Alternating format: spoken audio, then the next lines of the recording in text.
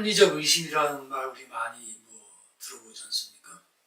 의심을 해도 그거는 타당한 의심이다. 이럴 때 우리가 합리적 의심이라는 말을 하죠.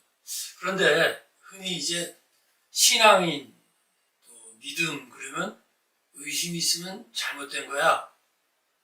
의심은 안 좋은 거야. 이런 말씀을 종종 우리 듣잖아요. 그래서 제가 소위 묻지마 신앙이라는 말을 해봤어요. 과연 성서적인가? 과연 성경은 우리가 갖고 있는 신앙에 대한 의문, 의심, 질문을 성경은 원하지 않는가? 하나님께서는 우리에게 초합리적인, 초자연적인 혹은 종교 그런 세계를 만드셨단 말이죠. 그러니까 하나님 자체가 그런 분이니까 우리가 믿어야 되는 거예요. 그러나 하나님께서는 동시에 우리가 합리적인 생각, 그렇죠. 합리적인 것도 하나님이 만드신 거거든요. 네. 그래서 제가 지금 전체적으로 교리, 진리, 원리의 틀 안에서 제가 지금 강의를 이어가고 있지 않습니까?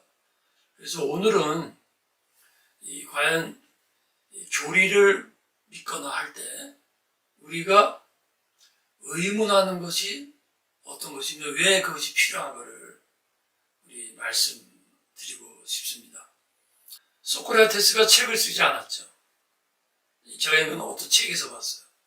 책을 쓰지 않은 이유가 글로 적은 말은 죽은 말이라는 거예요. 그럼 대화란 뭐냐? 질문에서 시작한다는 거죠. 그래서 소크라테스의 대화법을 보면 효과적인 교육과 배움은 사람과의 대화다. 지속적인 질문을 해가지고 결국 그 상대방이 알고 있는 지식이 어떤 경우는 근거가 없는 거구나. 어떤 경우는 굉장한 선입견이었구나. 어떤 경우는 잘못된 거라는 걸 깨닫게 한다. 그걸 그 소크라테스는 무지의 자각이라고 했어요. 내가 잘못 알고 있다는 걸 깨닫게 하는 것이 대화라는 거예요. 말씀을 아는 길은 뭐냐? 우리가 말씀을 믿어야죠. 그러나 말씀을 생각해야죠.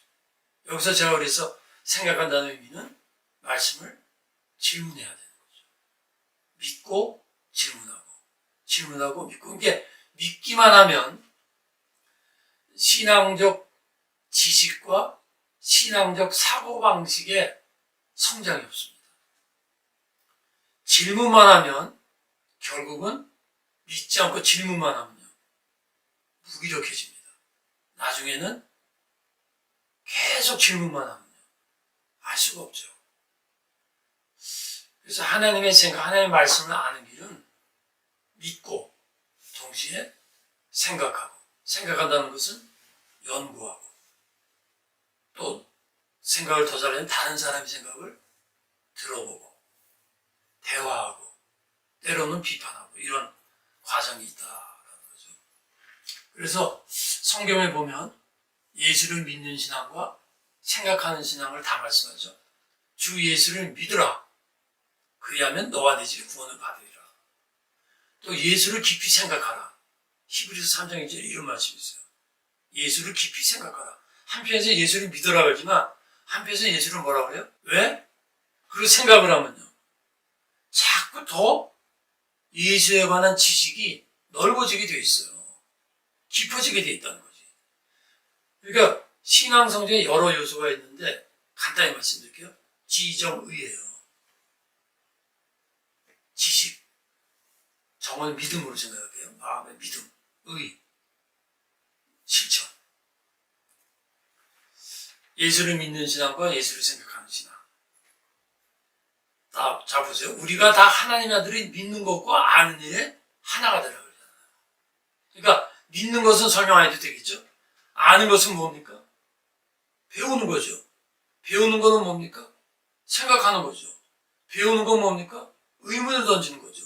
질문하는 거죠. 비판하는 거죠. 비판받는 거죠. 뭐라 그러죠? 하나님의 아들을 믿는 것과 아는 일에 하나가 되라고 그러잖아요. 자, 이 말은 믿고 부수적으로 알아라. 그게 아니에요. 믿는 것과 아는 것은 동전의 양면과 같다는 거예요. 그렇게 하나가 되어 온전한 사람이 이루어져요.